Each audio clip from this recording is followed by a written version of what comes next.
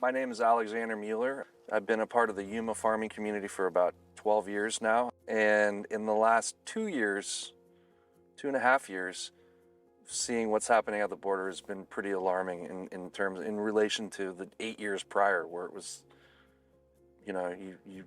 Border Patrol sits at the border, they see somebody cross, they apprehend them, they bring them to the station, and then do whatever they need to do. Now you're seeing 50 at a time, 25 at a time, 75 at a time, and you're seeing the whole world represented. And it's alarming, to say the least. Hank Ozza, partner in Barkley Company of Arizona, 5th generation family farm. We farmed several thousand acres. The ground isn't exactly butting up to the border, but we're within a half mile of the border in a lot of places. And we've gotten a fair amount of traffic through and around our fields and through the whole entire Yuma Valley.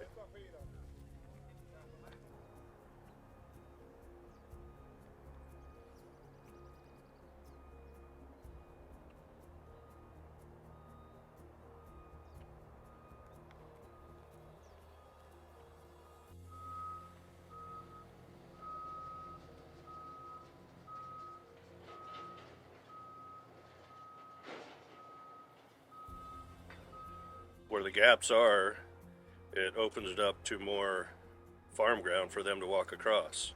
And we can't have unauthorized people in our fields. Everything we grow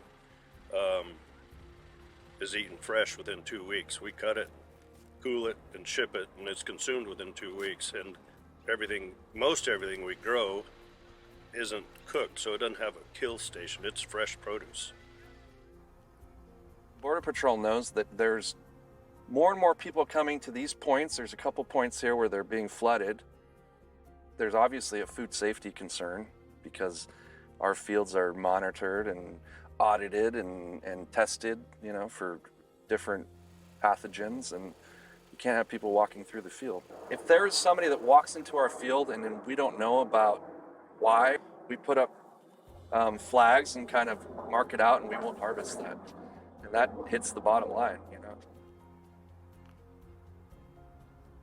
When you eat a salad from the middle of November through the middle of April, this is where it comes from. Anywhere in the continental United States. We spend hundreds of thousands of dollars just on our farm for food safety, which is trying to keep animals out, keep people out of fields, all to prevent foodborne illness. When you have 12 or 1,300 people a day crossing in Yuma, and the Border Patrol at the beginning of this didn't have enough people to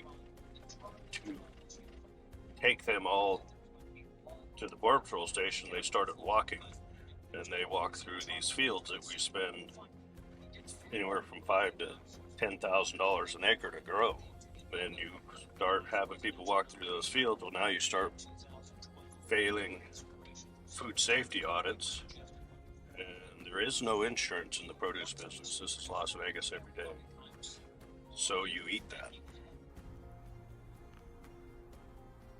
Last December, there was 30 Haitians living in the middle of a field for a week, and they wouldn't leave. So you know that they had to go to the bathroom somewhere. So they had to destroy some celery that cost about $10,000 an acre, and to grow it, and they had to disc 10 acres of it. So there's a $100,000 loss right there. And this is the largest humanitarian disaster we've had in this country, and part of the country is happy that it's happening. I don't get why. It's not sustainable. It's not good for the country. It's really easy. There's a few gaps. Close that gap, close some of the gaps down here, and let the Border Patrol do their jobs again.